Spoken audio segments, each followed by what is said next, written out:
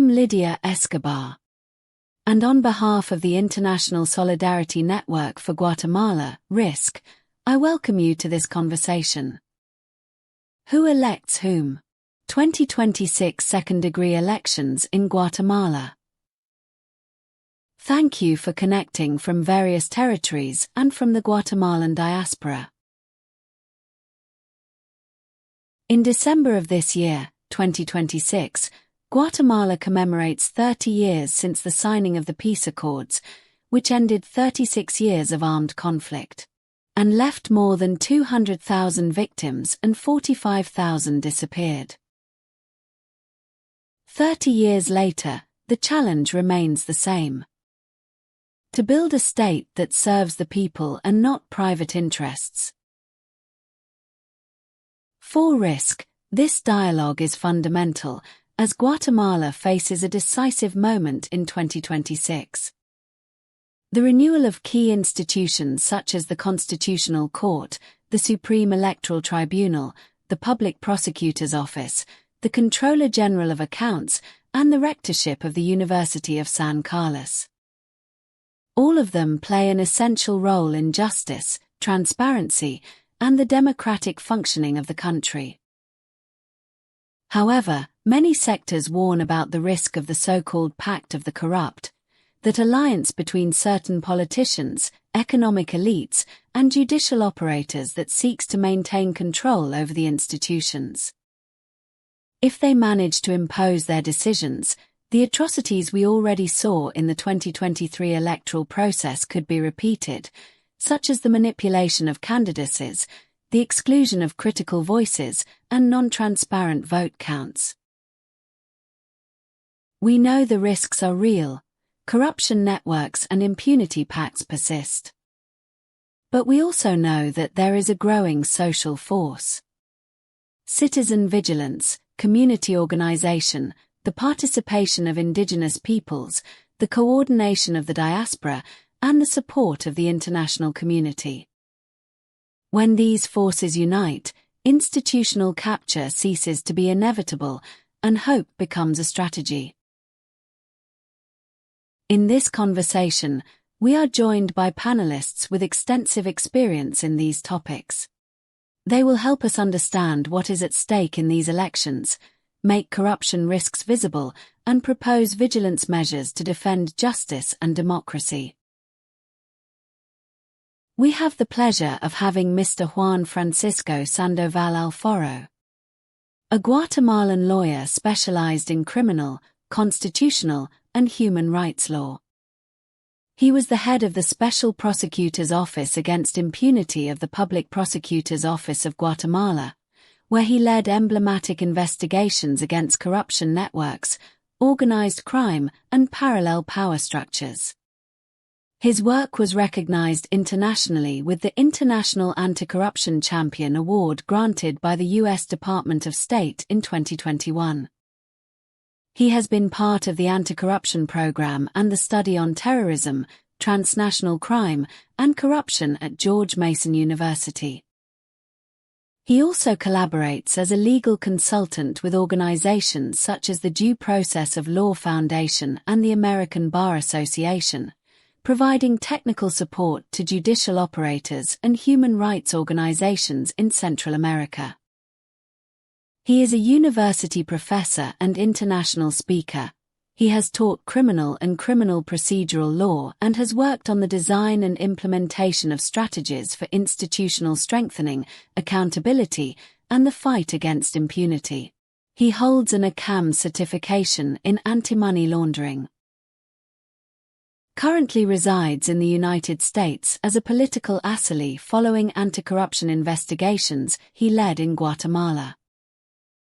He is a columnist and author of publications on justice, the rule of law, and human rights, and has been honored with numerous awards for his commitment to transparency and the rule of law. We welcome him and thank him for accepting this invitation.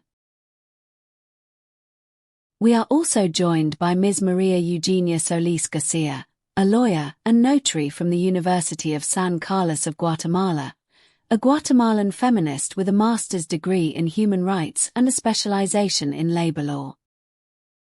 She is also a university professor and a defender of the rights of women, children, and indigenous communities, their territories, and common natural resources.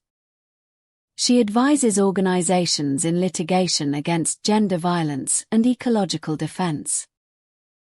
She has worked on emblematic cases of transitional justice and actively participates in debates on judicial elections and justice reforms with a gender perspective. She has publications on labor rights, sexual and reproductive rights, sexual harassment, gender justice, reparations, and socio-environmental rights. Welcome, and thank you for being with us today. This conversation is moderated by Noe Vasquez Reyna, a writer, editor, and columnist from Guatemala. With experience in social and virtual communication, and cultural journalism with a focus on gender and human rights. They hold a degree in literature from the University of San Carlos of Guatemala, a postgraduate degree in journalistic training, and master's degrees in virtual communication and in Hispanic lexicography and linguistic correction. They have published the poetry book Cartas a Michaela, Letters to Michaela, books of short stories, and the short novel Puertas y Escaleras, Doors and Stairs, in addition to writing columns in regional cultural media and alternative outlets. Welcome, Noe, and thank you for your valuable collaboration.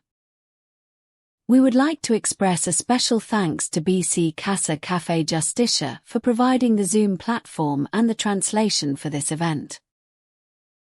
We have the valuable collaboration of Steve Stewart and Carmen Miranda for the English translation, and we have the help of Melizane Seguin as the French interpreter.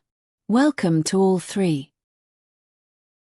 Before we begin, we would like to inform everyone that this conversation will be recorded for educational purposes and for future dissemination on our channels. Those who do not wish to appear on screen may deactivate their cameras. Microphones for all participants will remain muted to avoid interference during the presentation. If anyone wishes to ask a question or make a comment, they may do so through the chat. And well, thank you for joining us in this reflection and for being part of this collective effort for a more just, dignified, and democratic Guatemala. Without further ado, I give the floor to Noe Vasquez Reyna. Welcome to everyone. Thank you very much, Lydia, for these introductions, and thank you very much to RISC for hosting this event of high interest to an audience that is not only abroad but also for people interested in how the rule of law works in Guatemala. And what we are trying to understand, with better words and ideas, what is happening at a political level in the country precisely with the second-degree elections. This conversation will have 3 parts. The first will be a block of presentations by our panelists. In the second part we are going to ask them a series of questions so they can answer us, and the third part will involve the participation of those of you joining us so that you can pose, via chat, as Lydia well said, your questions so that we can also have a conversation and be able to refine the answers our panelists can present to us. So, in this first part and this first block, we have titled it Who's Who in the Game. And I want to give the floor to Maria Eugenia, who will present to us in 10 minutes on the institutions being renewed, the functioning of these second-degree elections, and the risks that may arise from co-opting these spaces. So, I yield the floor to Maria Eugenia. I only ask you to activate your microphone. Please, Maria Eugenia. Thank you. Well, hello everyone. Let's see. I would like to propose at the outset what we mean when we speak of the rule of law. In this context, the upcoming strategic and essential to re-establish the rule of law. I am going to say what I am talking about because people normally do not know, that is more for political scientists, lawyers, or jurists. Let's see, the rule of law is that everyone is under the rule of law. Furthermore, a democratic state of law must respect the freedoms and fundamental rights of people, human rights. Next, justice must be administered independently. The other element is the division of powers. There are those who legislate, those who administer justice, and the executive, which, through its ministries, executes public policies. The following principle is accountability, transparency, and publicity. We must have free access to official public information. And then there is accountability, which is an obligation for public officials and employees who govern, but in addition to accountability, there must be a possibility for the citizenry to revoke the mandate given in elections. Those are the basic elements, and what is at stake in these 6 upcoming elections is the limits of power, right? At stake is the condition of possibility for justice to exist and, well, to restore democratic rules. All of that is altered because the institutionality is in ruins. We were a weak democratic state, we were fragile, but now all institutionality is at a, let's say, degree of devastation. This is due to the co-optation that is called, how the state is captured by what is vulgarly called the Pact of the Corrupt. But I would like to make a second clarification of what Pact of the Corrupts means. One of the achievements we have, one of the advances we have, is that at a communicational and political level, people understand what the Pact of the Corrupt is. What we have to do is delve deeper into what we are talking about. Because it is not just Consuelo Porras and her gang there, her criminal gang in the institution of the public prosecutor's office. It is that all the interests behind her are giving her instructions on what persecution policy she should design. She is a key person to do it, she lent herself to it and there she is functioning with her team, but behind that are the darkest interests of capital accumulation, of political power, a political power that is also racist, classist, and well, sexist, right? All forms of discrimination are produced there. But basically, the institutions that we are going to try to renew, because we are in that attempt, are first the courts, which were at the end of last year, the Supreme Court and the Courts of Appeal. Those are where individuals, when they cannot resolve their conflicts, transfer them to the courts.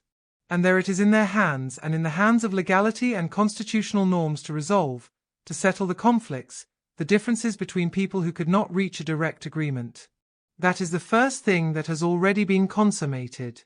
Later, we can discuss which court remained. Just to advance a basic point, not even the 13 magistrates who remained have agreed on who is the President of the Supreme Court of Justice, who will also play an essential role in the nominating commissions. But the power struggle among these 13 and such is the craving and greed for power and money that they have not resolved. And to continue, we have after the courts, well, the Supreme Electoral Tribunal. The Supreme Electoral Tribunal administers the elections, the general elections. All the classic positions of power in this country pass through the administration of those general elections, municipalities, congressional seats, presidency.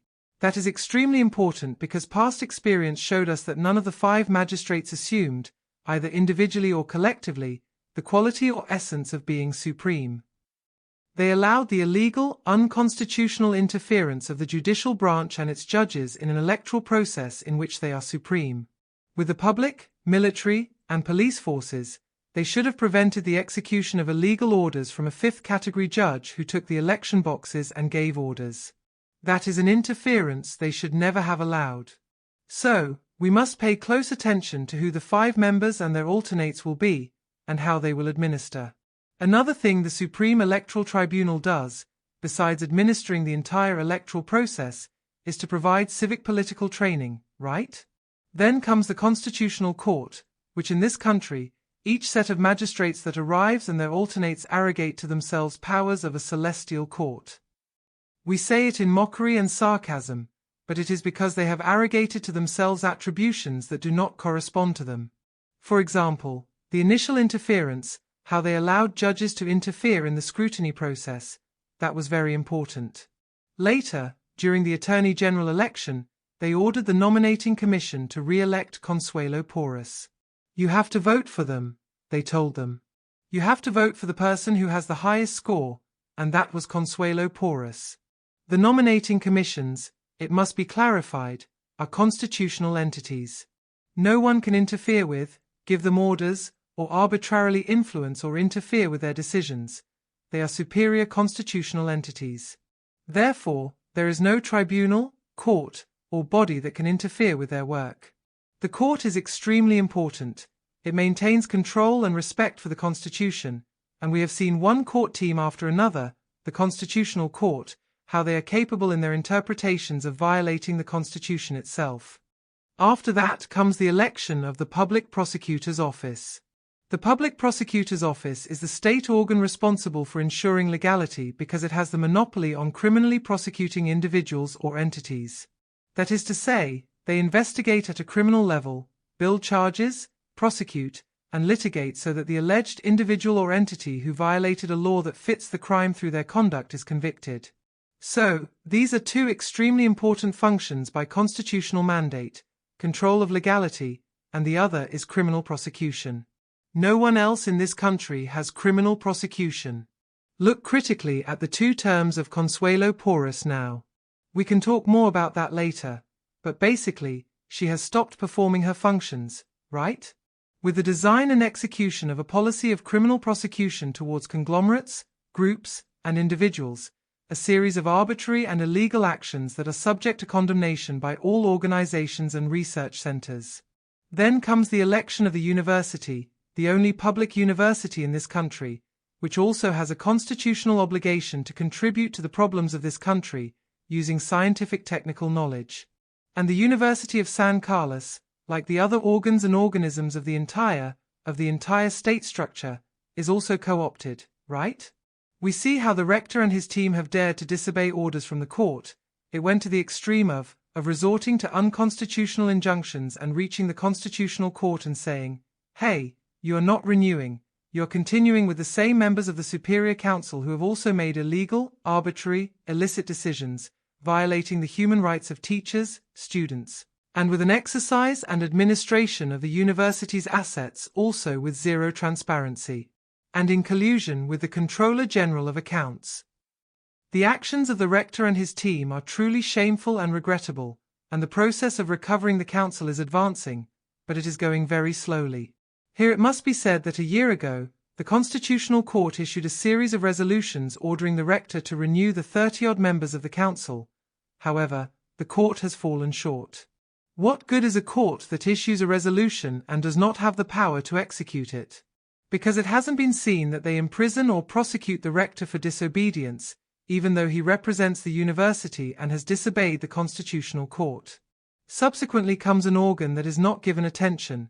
The spotlights aren't on it, but it is essential for acts of corruption in the state, the Comptroller General of Accounts. By constitution and mandate, it has to audit everything employees and high-level officials do, including the work and public funds. Everything we pay in taxes in this country, everyone without exception, enters the public funds into the public treasury, and the Comptroller's office has a delegation in all the departments that manage public funds. Now the question is, why are millions lost there to corruption? How? Before the eyes of the Comptroller's office. I don't believe they look the other way. What they are is co-authors, equally corrupt because they allow public money to disappear, right? There are officials with 35 million, another with 20 million in Congress, and a former rector with 60 million poorly invested, and who held them accountable? Right?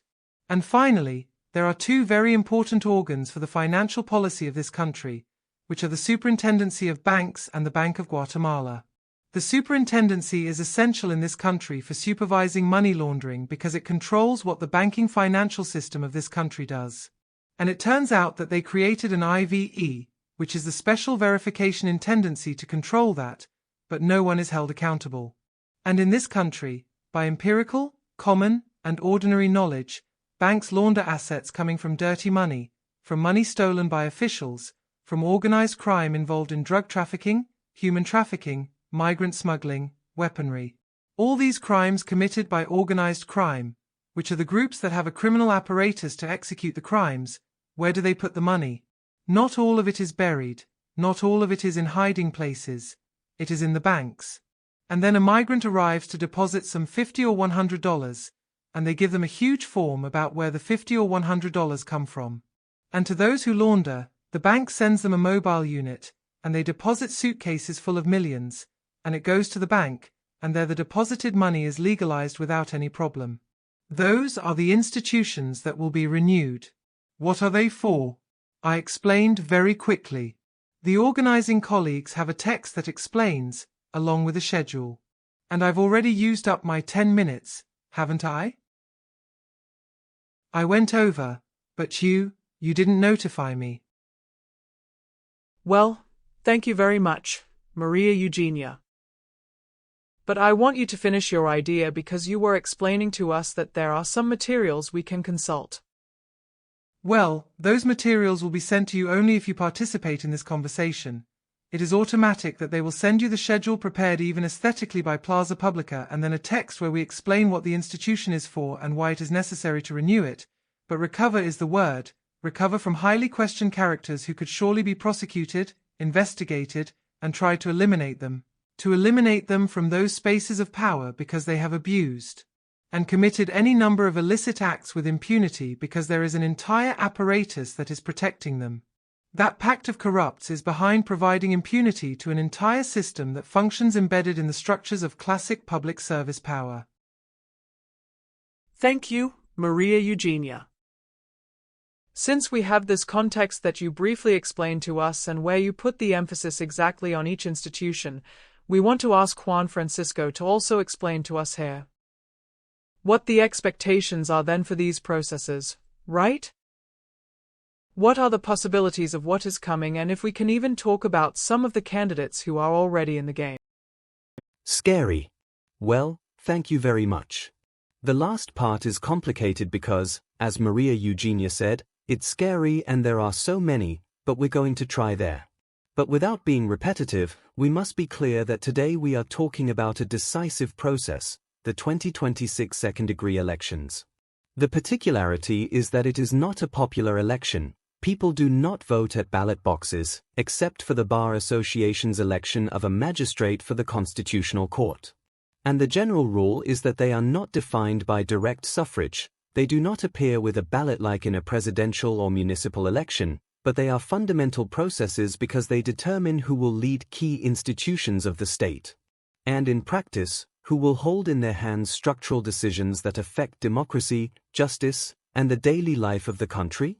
In Guatemala, these second-degree elections are an indirect form of institutional renewal, but the complication is that they are carried out through complex mechanisms, commissions, which are collective bodies, and procedures that, in many instances, occur far from the scrutiny of citizens.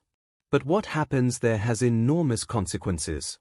So, this 2026 cycle is a deep institutional renewal that will mark the country's course for many years. For example, and as was anticipated, and if you hear repetitive points, it is because that is how it is. The Constitutional Court is, in theory, the highest instance of defense of the constitutional order. And it is not just one more court, but the organ that interprets the Constitution, the one that could have set limits on the excesses of the Attorney General and the resolutions of the judges that legitimized her. Why? Because it should have put limits on power, it could have stopped abuses, but instead, it enabled them. Its function is to protect fundamental rights, but, depending on who is selected, like the current court, it also weakens democratic guarantees.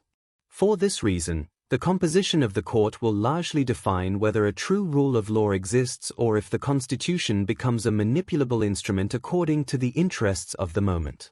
So, we already see how the Bar Association is going to begin its renewal process, and among the candidates, since names were requested, is Noe Vasquez, who, instead of being a magistrate, should actually be under prosecution.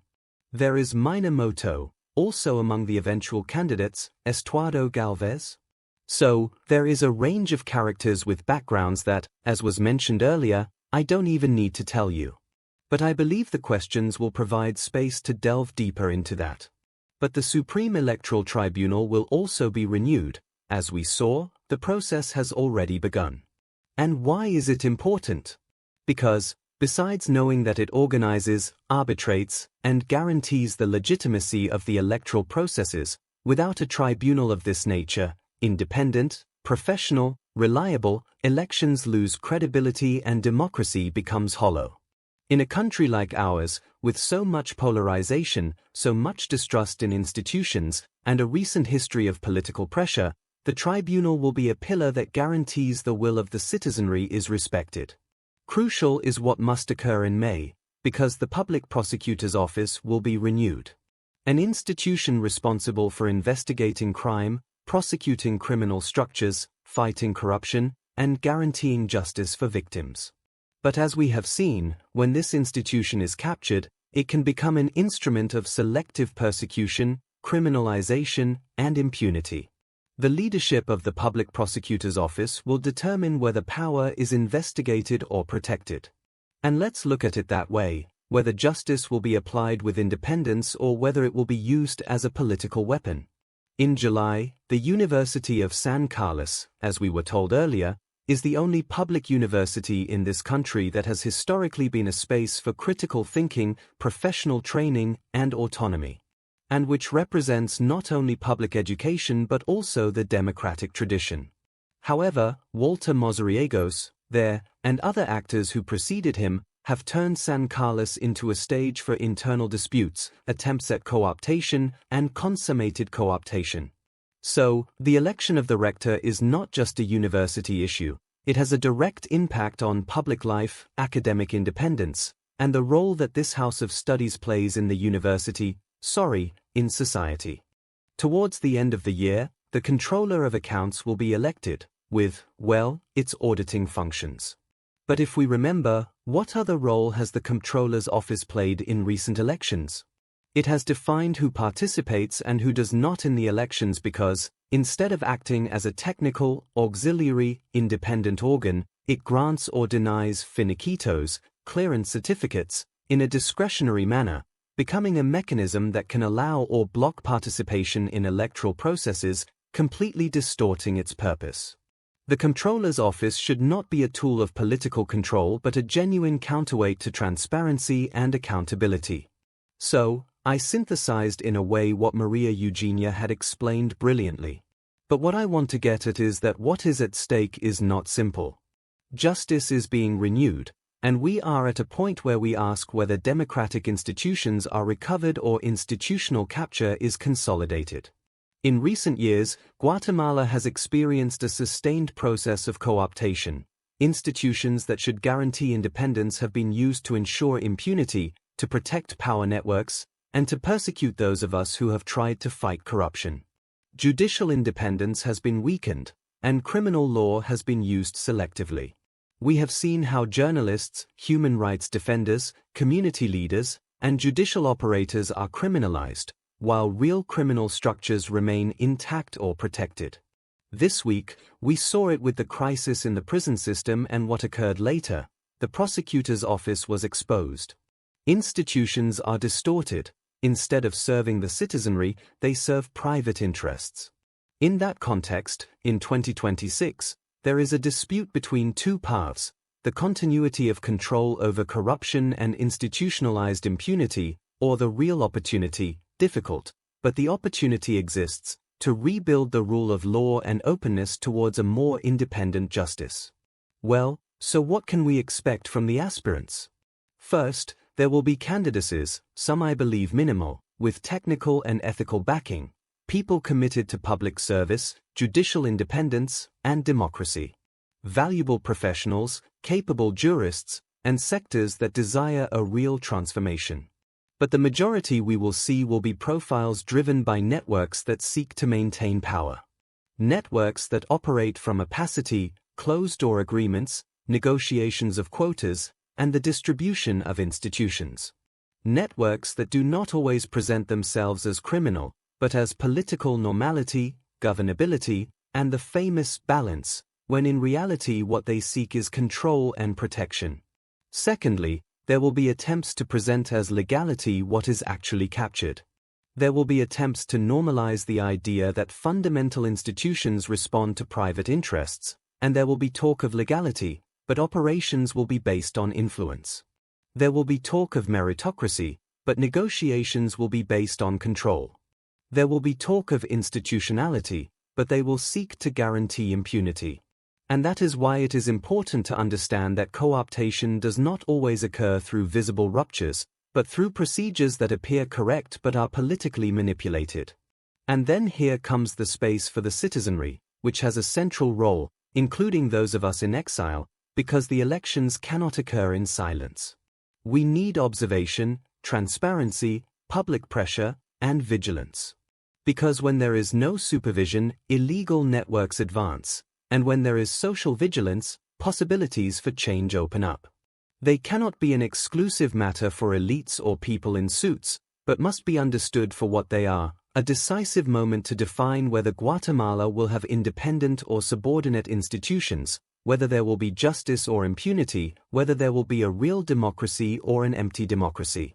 So, the expectation is that 2026 will not be a repetition of the past, but a break with impunity. That this cycle of institutional renewal is not captured. Balanced courts. Already Maria Eugenia, who preceded me, tells me, look, last year, the year before last, the Supreme Court of Justice was elected. The balanced courts were nothing more than a worsening of the situation of the country's high courts. So, this year 2026 is decisive, a year in which the consolidation of the model of institutionalized impunity is defined, or we will see if the rule of law is recovered. They must, then, be seen, discussed, and watched over, because the future of Guatemala is not only played out at the ballot boxes, but also in these structural decisions. Thank you very much. Yes, 10 minutes, right? Perfect. Thank you very much, Juan Francisco. Well, then we'll start the second block of this conversation. Here, Risk has prepared a set of questions. Some were already touched upon just now in your presentations, right? But to ask the direct questions, I'm going to go one by one, right? One question for each of you, so that we can also, if you wish, interact with these questions. Juan Francisco, you already mentioned some practices that we observe today in the Public Prosecutor's Office, right? Which could be repeated in these processes of the election of courts. You mentioned precisely what happened last week regarding the absence of the Public Prosecutor's Office. Not acting also says what the Public Prosecutor's Office is doing. But what other examples of these actions or practices of co-optation can be repeated in these processes? Well, the peculiarity of this recent period is that, like never before, the Public Prosecutor's Office has directly meddled in selection processes. We saw it last year with the election of the Bar Association's Board of Directors. And truly, God help me. I was at the Public Prosecutor's Office for 18 years, but God help me, getting involved in openly political support for a group was highly condemned. I can already imagine what would have happened with prosecutors like Claudia Paz, for example, and what are you getting involved in? But not now, openly. The Public Prosecutor's Office, its prosecutors closest to Consuelo Porras, are fully involved in the process. So, what we have seen are systematic practices that could be repeated in this cycle. Or we have also seen another one, since we're talking about examples. When Consuelo Porras was reappointed in 2022 by Alejandro Giménez, she operated directly. The deans who were part of the commission were then threatened. So that responds to the selective use of criminal law, activating investigations quickly against political adversaries, against independent operators. And on the other hand, when she sees issues that could affect the people who sponsor her, we are going to see inaction, passivity, because they are the influence networks that sponsor her. So, we are also going to see a logic of protection by omission. Why is it that sometimes protection is not something we can all see? But what they do is not act, pigeonhole, deliberately delay, and fail to exercise investigative due diligence. The Public Prosecutor's Office has ceased functioning as a technical body, serving as an instrument subordinate to external interests. So, if we want to see how institutions have been captured, let's look at the special verification intendancy of the superintendents of banks. If we want an example of how an institution is captured, let's look at the Public Prosecutor's Office. So, the issue is that if we don't watch, if that citizen control is not exercised, if it is not pointed out, if the challenge mechanism is not used, we can observe that pattern in other institutions that are not totally captured. So it is the moment when it should be pointed out, and not only pointed out, but also demonstrated, before 2026 repeats what has eternally been repeated, and we are in the next cycle of election of high authorities repeating. Oh, it's that the election scheme by nominating commissions doesn't work, This one is no longer useful. Yes, well, but what did we do so that this vicious circle is not repeated? I'll stop there, Noe. Thank you, Juan Francisco. And now I want to turn to Maria Eugenia to see what she tells us, or that she tells us what the main ones are. Then, the progress and obstacles of the Guatemalan justice system to implement an open and transparent justice. I only ask you to activate your microphone. Maria Eugenia, please. Thank you. Let's see. I'm going to start by affirming that in this country for centuries we have demonstrated a tradition of rebellion and resistance. Because while Juan Francisco and I are counting the sum of misfortunes and laments, there is also, from exile, they have not stopped, right? You also, the hosts of this event, have not stopped supporting, denouncing, and backing the struggles for freedoms and rights, and denouncing all the arbitrariness and illegalities. That is the first thing. The second is that this topic has already been placed on the political agenda. What does that mean? The elections, these successive ones that, after 40 years of the Constitution, have been coming one after another. Until now, it's been one after another. So, we have steady work. But the first job was to summon the citizenry. Listen, stop being observers, consumers, taxpayers, and victims, and let's start being protagonists, exercising citizenship. This topic is not for the elites who vote in these processes. This topic is a real problem where we are gambling on whether we effectively strengthen the weak democracy we have or end up with all the rules of the game. So, we made a call, and there are more people, there is more dissemination. We have called people from all territories. Please participate, honest, upright people with qualifications. Because if suitable, correct, trained people do not participate, and I would not only have recognized honorability, but that it is not enough to be capable, it is not enough to be honorable, professional, no. What we must look for now are people who have the courage to face the mafia. We want daring, audacious people. We don't want pusillanimous people who are library rats and, when the time comes, whose pulse trembles as they say, "This is my response on behalf of the state." We need integrity, but we need independent, audacious, bold, daring people, right? I think the citizenry has the moment right now. Just as we defended the vote preemptively, we have to participate, not just want to be heroic warriors on social media. You have to get out on the street. Now, you have to stand in front of the Congress that is going to elect, stand in front of the Postulation Commission of the Supreme Court when the 20 candidates are unpresentable. Those who choose and designate those of the Constitutional Court, the Legislative, the Executive, the College of Lawyers, the San Carlos University. You have to stand in front of the institutions. I am of the tradition, I'm 70, and I take to the streets because that is my San Carlista tradition, and I won't be able to take that away. But that call has to be active, to find out, to care. There is a lot at stake and, as Juan Francisco said, our own daily life, labor justice, family justice, all of it, is suffering from that corruption. The weight of the lawyers, the big law firms, the money that corrupts, right? And besides, I think that right now we also have, as a third point of progress, an accumulation in the symbolic, in the collective imaginary. The entire glorious period of the CICIG International Commission Against Impunity in Guatemala was a relief for Guatemalan society. It was possible. And we are going to have to rescue this, even if it takes us years or several elections, but we have to start by disputing their spaces of power. We cannot continue allowing them to advance, and finish with this total narco-trafficking and organized crime state. We have to dispute it with them, and we do that by fiscalizing and monitoring. A permanent job for the citizenry is to see who the characters are who want to be. Because anyone has the right to say, I want to, but if I don't have the capacity or a respectable trajectory, let the people in the territories say why that prosecutor doesn't work, what they did when they were there, because they put the list of where they have been, but ask the people what they were dedicated to when they were a prosecutor, when they were a judge, when they were a public defender, when they were an official. That intelligence work has to be popular, from the people who tell stories, who write. The postulation commissions must be nurtured, because without that proven, documented information, how can we challenge? Just because they look bad, or it's not like that. It has to be fundamental. So, we have experience in challenging situations, but we also have to acquire the habit of nominating people, of seeing how we push them to participate and go. And I think what Juan Francisco said is very important.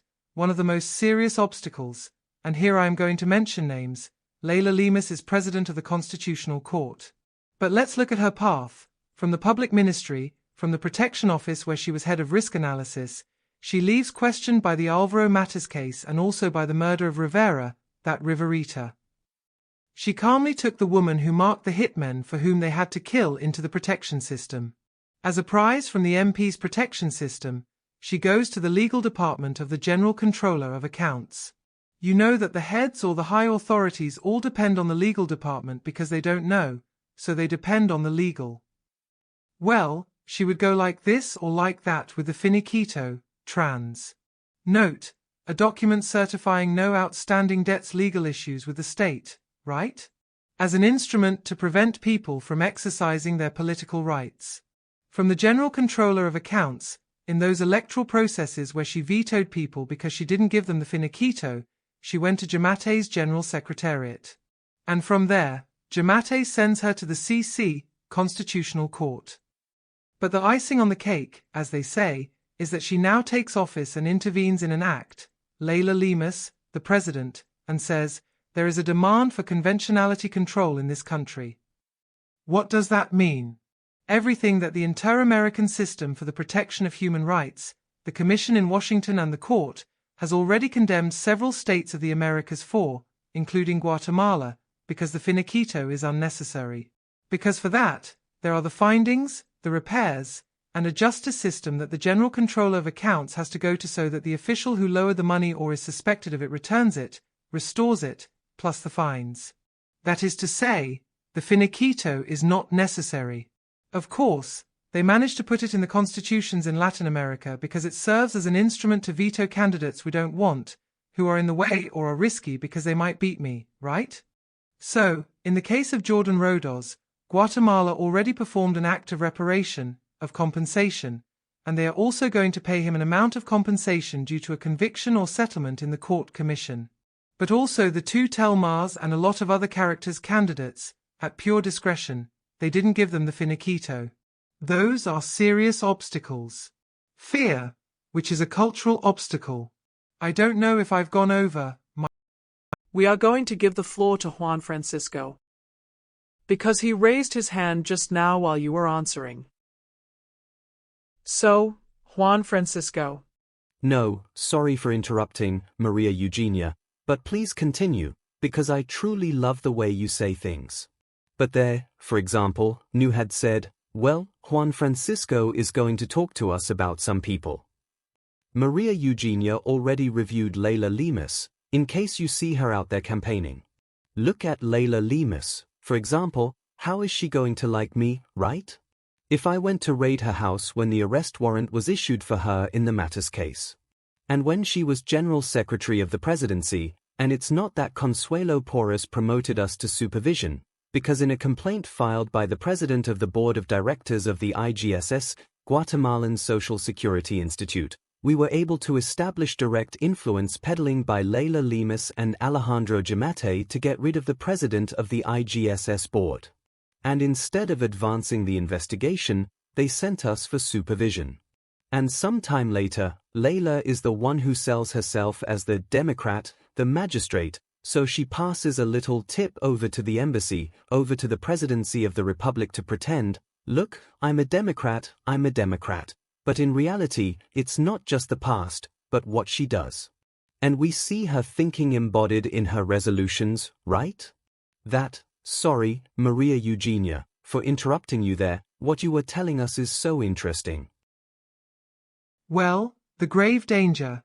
Don't worry, thank you. Let's see. The grave danger is that the finiquito, since we have a constitutional court presided over by a character of that caliber, who turns out not to be ignorant, she knows what conventionality control is. And it is an obligation of an international nature for Guatemala, for the state. It's not, I'm an official and it doesn't suit me because my notion of sovereignty is from the 19th century. She affirmed, because she had the nerve to affirm at the inauguration, that conventionality control violates sovereignty. Do me a favor. And it is not ignorance, it is the bad intention of interpreting. They use the law as an excuse not to fulfill the international obligation that the Guatemalan state has not to apply the finiquito, settlement clearance document, because it is an instrument used to violate political rights. The Inter-American system recently said so. Now, I'll continue with one more cultural obstacle, fear. Those who aspire, those who would like to participate, are afraid. They are afraid of what people will say, of what might be said about them on social media, even things that aren't true. That exposure, the fear of Guatemalan ridicule, of being disqualified or mischaracterized. That is almost an invincible fear, but people with the credentials and qualities will have to overcome it because there is no other choice. They have to make an effort and prioritize. We have a responsibility as a professional guild, and there are a lot of people.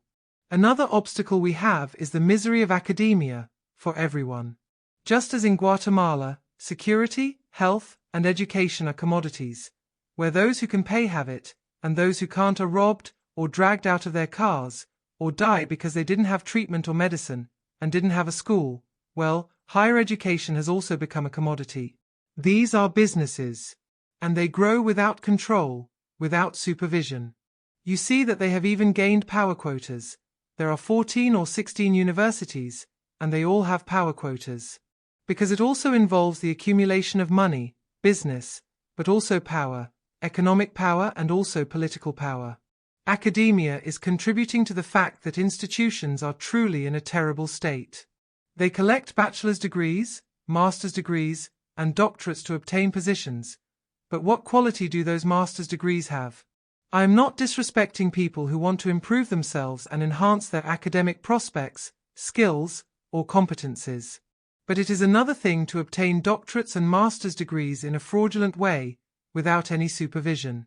And they don't want to step on each other's toes, as they say. No rector, board of directors, or university owner wants to review this and enter into the control and supervision of academic quality. We have 2 magistrates of the Supreme Electoral Tribunal whose doctorates were not actually doctorates, and as for the prosecutor, don't even get me started. Of course. Of course. If you'd like, let's move on to some more questions. I think we can address some of those cultural obstacles a bit later. But since you also mentioned the memory of that glorious period, as you called it, of the CICIG International Commission Against Impunity in Guatemala, during which we showed we could succeed, we wanted to pose this question to Juan Francisco. Drawing from your experience in both the CICIG and the FECI, Special Prosecutor's Office Against Impunity, what strategies can you suggest to prevent judicial capture and promote independent justice? Well, it is a very difficult issue to address. However, I believe the experience we had with the Commission left very clear lessons on how judicial capture could be stopped, even though we are in a much more complicated context than we were 6 years ago when the Commission still existed. So, the first issue is total transparency in selection processes. As Maria Eugenia just said, look, let's get past that idea of, oh, it's just that everyone is going to find out. Yes, but you are going to hold public office. You are going to be in one of the highest positions in the country, and therefore, all the actions you perform must be subject to public scrutiny. It should be made clear whether there were dark negotiations, whether your arrival at the election was the product of a political handout or a closed-door agreement. Every stage must be public, verifiable, and subject to citizen scrutiny. Secondly, the application of objective suitability criteria. Not just having the degree titles, masters, doctorates. Look at the universities, and I'm going to say the name because it has happened, a huge mess with the Universidad Rural, with group theses. Group theses. So, where did individuality and the originality of the work go? Just giving away titles. So, that suitability must be verifiable, that it wasn't a quota, political loyalty, or personal closeness. We must evaluate their trajectory and independence. I thought what Edgar Ortiz said yesterday at the Nominating Commission meeting for the Supreme Electoral Tribunal in Congress was very good. Let's also verify the applicant's public position on the prosecutor's attempts to damage democracy in 2023.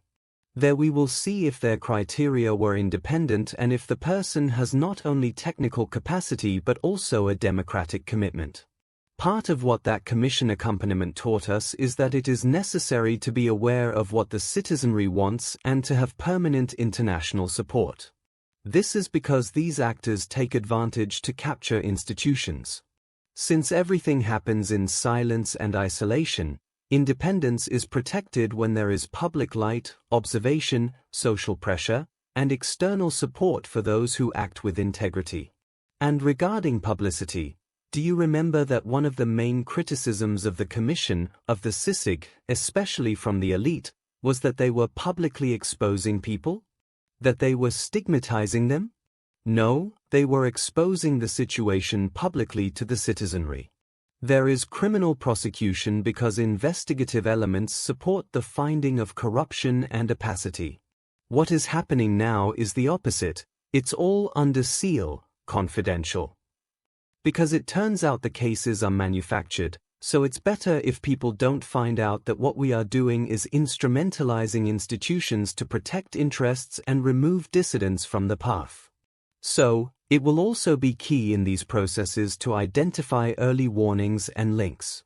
Independent media and the citizenry have done this very well, trying to detect irregular financing, because the prosecutor's office won't do it, and the IVE, Special Verification Intendancy, won't do it because they are dedicated to other things, to establish which candidates are promoted by networks of impunity.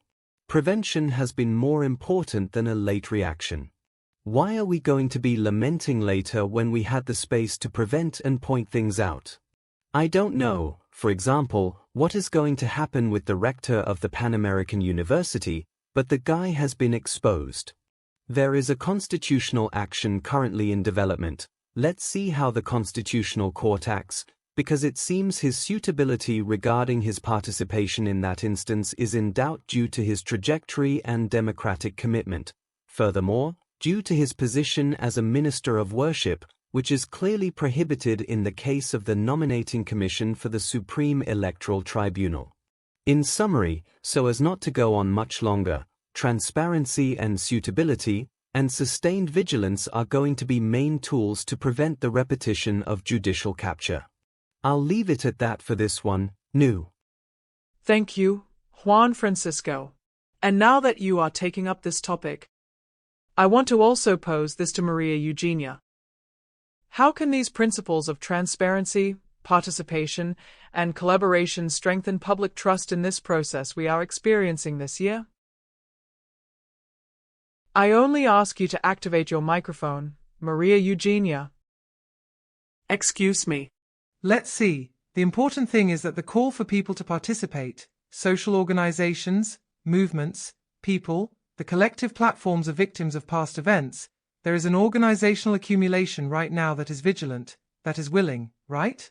There is, communication-wise, a flow of information about all the processes, which is contributing to that publicity and transparency.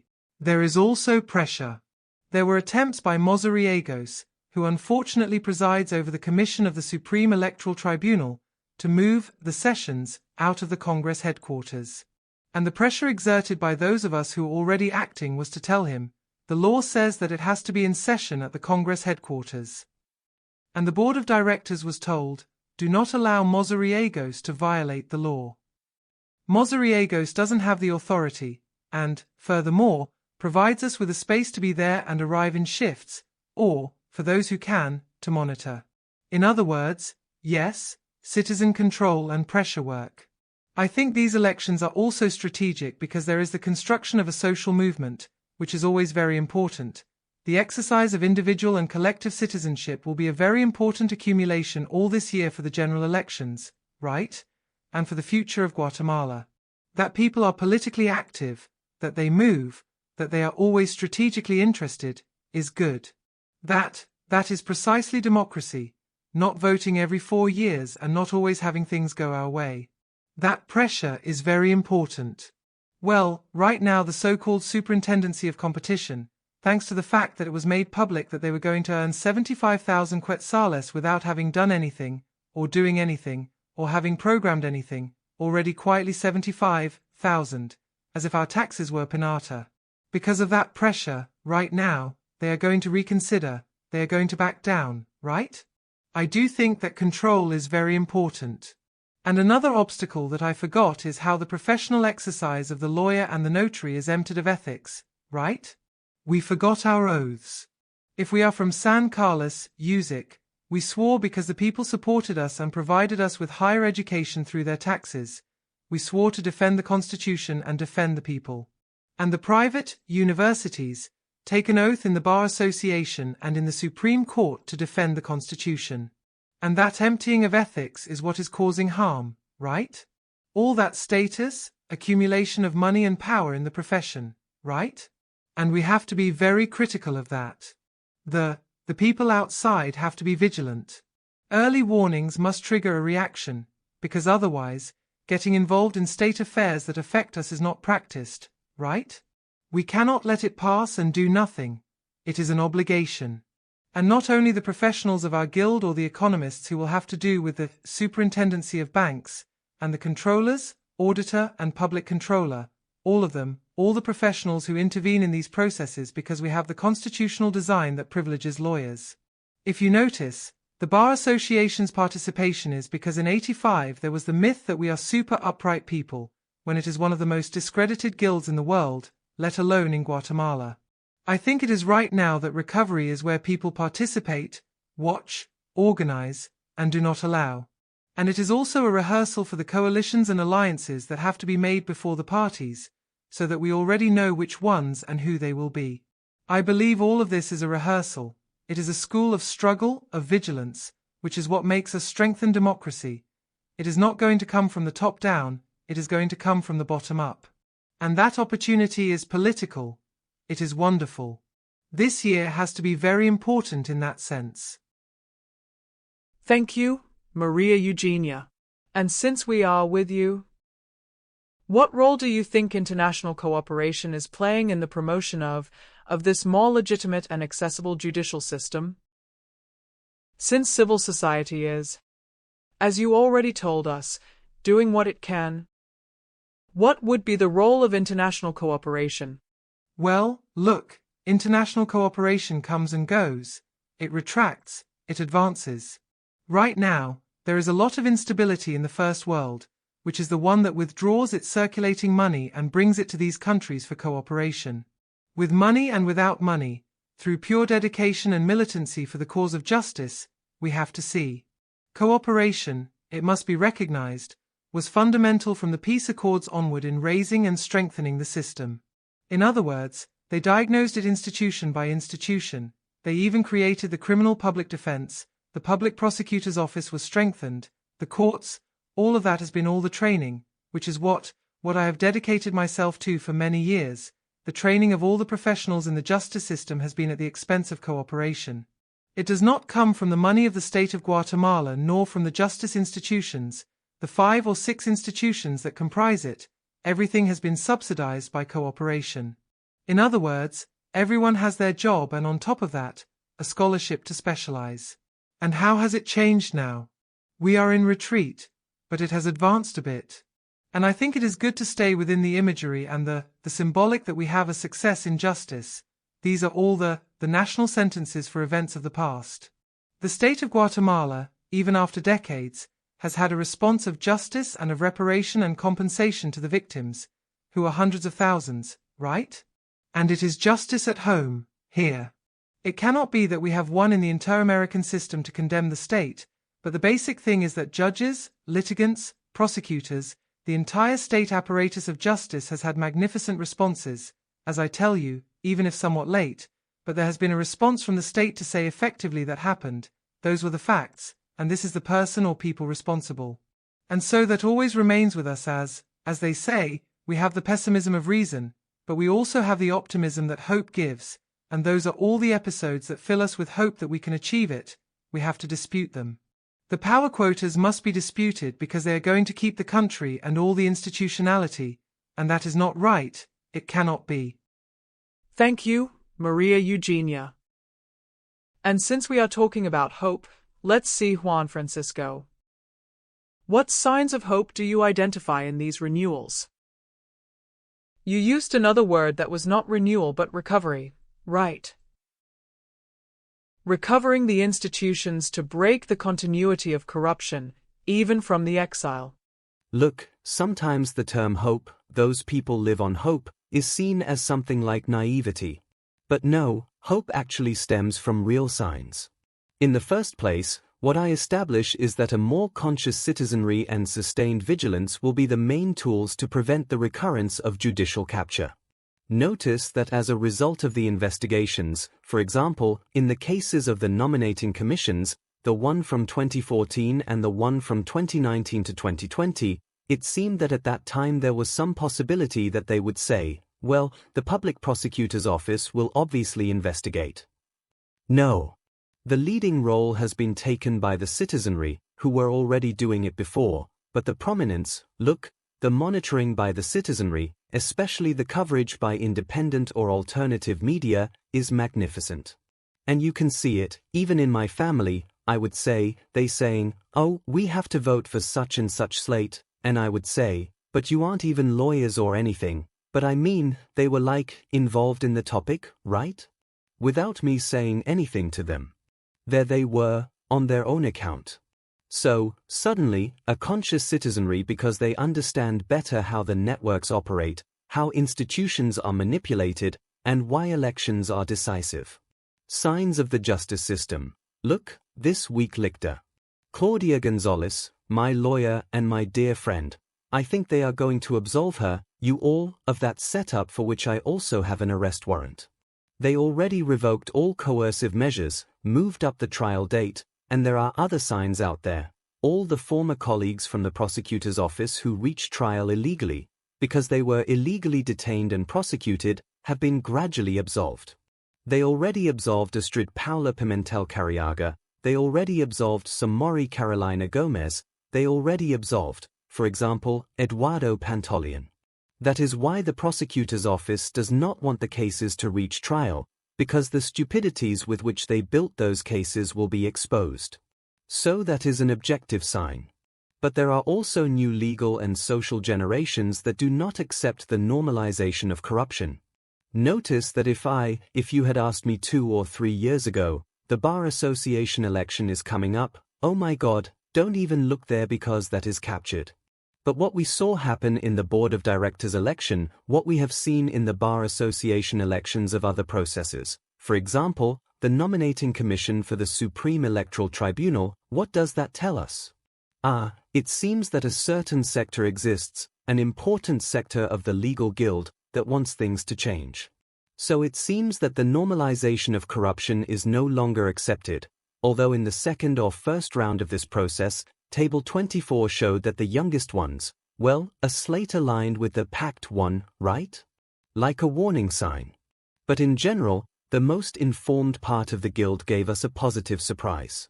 That also tells us that there may be community sectors and organizations that have fought for a different country, and that their work, the work of civil society, has somehow allowed more citizenry to be better informed and articulate. I tell you, for example, about exile. Exile does not mean absence. We continue to denounce. I look at my tool really, and this guy who is a Twitterer has nothing to do, I do something. And an example I say, look at the thing with Mena Augusto Herrera Lemus. You verify, I wasn't the first, well, but at least I saw that I was the first one they started following regarding what that character published. And we can also accompany and maintain international attention on what happens in Guatemala, although right now it is harder, you all, because it's a bit scary. It's a bit scary, especially for those of us in this part of the world. So 2026 can be an opportunity for a breakthrough if society manages to prevent the impunity networks from deciding alone. Continuity is not inevitable, the capture of institutions is not a destiny. It is an open dispute at this moment. And precisely for that reason, this process must be observed, discussed, and accompanied with firmness. Thank you very much, Juan Francisco. Well, we are going to end this block now, right? We have a question from the participants, and the question is the following. Is there a possibility that professionals who are abroad, even exiled, can apply for these very important positions? I don't know which of the two wants to answer. Let's see, there is a possibility, and right, go ahead, because little has been said about the effects of criminalization. Our best candidates are abroad.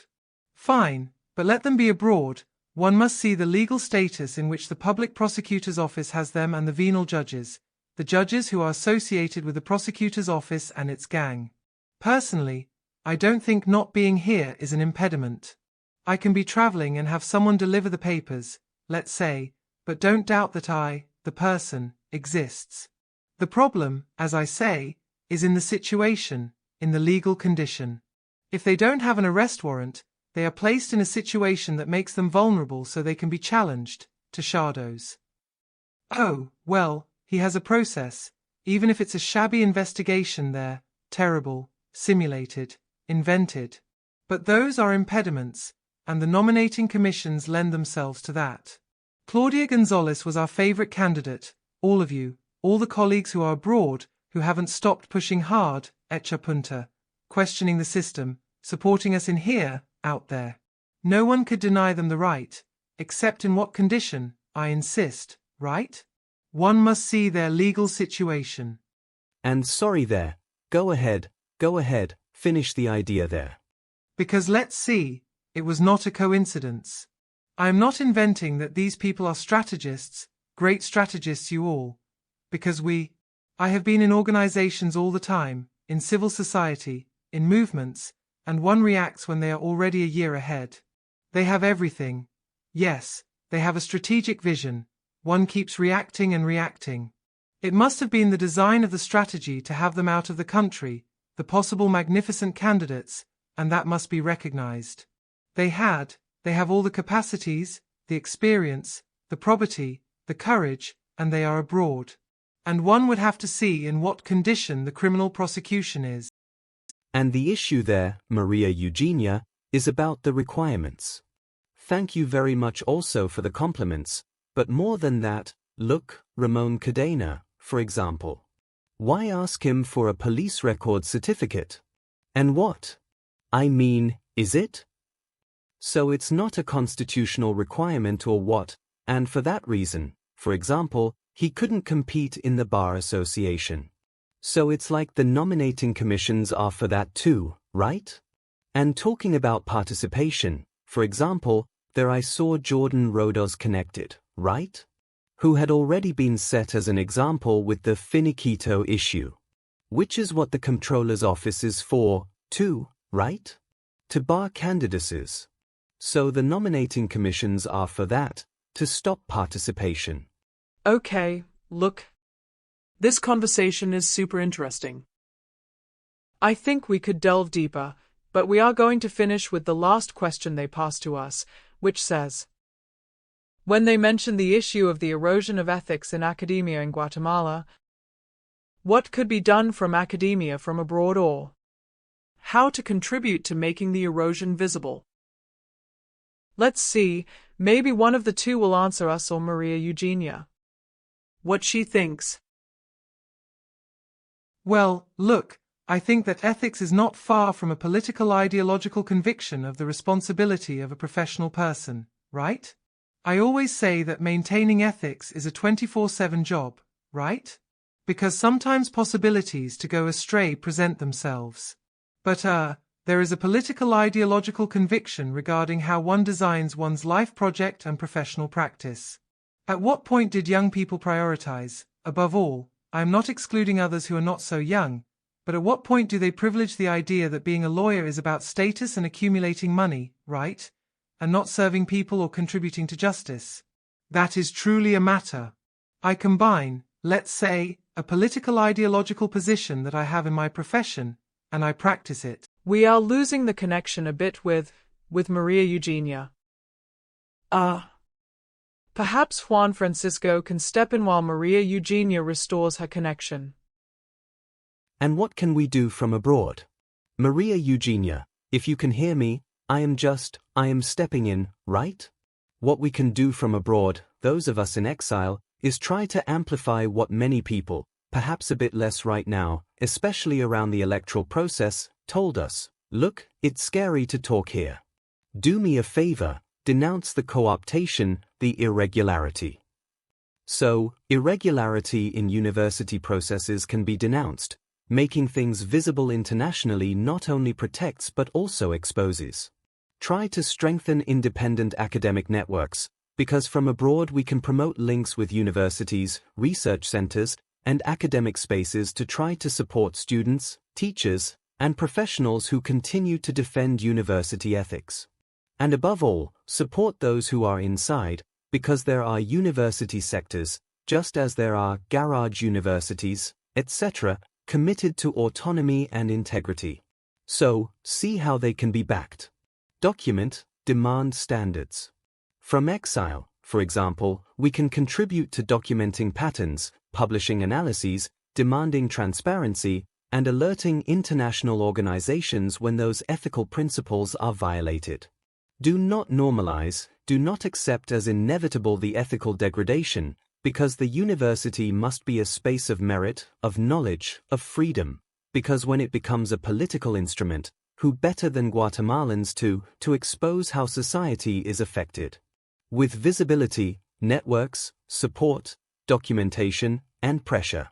So that is what I could tell you, Nu. Well, thank you very much. Well, we are going to finish up this great information that you have presented to us. Remembering, right, that we are in the framework of the 30th anniversary of the peace accords, right? That construction of institutionality as well as that which wanted to propose a different society. Right, with institutions that did not distort their essence, right? So we must remember that memory is very important, just as you mentioned. With each character, there is a story behind each one, remembering it to bring it to the present and knowing that the pattern that occurred before or that developed before will also affect the new possibilities of those being candidates for these great institutions, right? So, also remember that this press that Juan Francisco mentioned, this independent press that is trying to provide information and gather data, right, is available to everyone thanks to technology, right, and that it is up to us, above all, to disseminate it as well. So, thank you very much to both of you, to Juan Francisco Sandoval, to Maria Eugenia Solis, whom we could no longer reconnect, but thank you for your valuable analyses. Thanks to RISCFO for offering us these spaces as well for dialogue and reflection, right? Knowing that we can also have an impact from our positions, even from our own academic professions. Remember that ethics involves a political commitment and, thanking the participants as well. This webinar will be available later so that we can watch it, share it, and disseminate it. So thank you very much to everyone, and have a very good afternoon. Well, I'm going to say a few closing words if you allow me. And I want to say good morning, good afternoon, good night to each of the people who join us today from different corners of the world. And today I have the pleasure of, well, to start, my name is Brisna Caxadro for those who do not know me, and today I have the pleasure of, on behalf of the International Network of Solidarity with Guatemala, thanking especially Visa Casa, Café Justicia, thanking the panelists, Juan Francisco Sandoval, Maria Eugenia Solis, and our moderator Noe Vasquez for the excellent work performed, the organizations represented here and each of you who joins us. Without your participation and your work, this would not have been possible. Sincerely, thank you for everything shared today. We want to emphasize what has already been said, that peace, justice, and democracy in Guatemala are not stable. We have them or not depending on the decisions made regarding the state institutions, which form them, and who are elected to key positions to lead these institutions. We have seen here in this conversation that the second-degree elections of 2026 can maintain, continue maintaining impunity, or they can be a possibility to open a small window through which we can achieve real changes and rescue the state institutions so that they are independent of corruption and at the service of the people. We invite you not to let indifference win. We invite you not to conform to impunity. We invite you to keep fighting, so that the indignation in the face of the co-optation of the state turns into organization, so that the fear that this current situation produces in us turns into collective courage, so that the memory of our victims, of the people who have been and continue to be criminalized for defending justice, be that engine that gives us strength, be that flame that makes us continue working and acting to be able to achieve transparent elections, transparent processes, where elections based on merit prevail. Each of us from our spaces, from our community, from our organization, from the university, from the media, from the workspace, and from our personal space can make a difference. We need citizen vigilance. We need support for the people who resist to defend justice. We need constant pressure so that we can achieve those elections we want so much. We need to understand that honoring peace in these moments, in the present, means saying no to impunity. It means saying yes to institutions at the service of the people and no to privileges. Well, let's keep meeting each other. Let's keep weaving alliances and bonds for the future. And let's defend with memory and courage a Guatemala with justice, peace, and democracy for all. To all the people participating today, thank you once again. Follow our social networks and those of all the organizations that work for the right of people to live in peace, with justice, democracy, and dignity. Thank you very much, and until next time.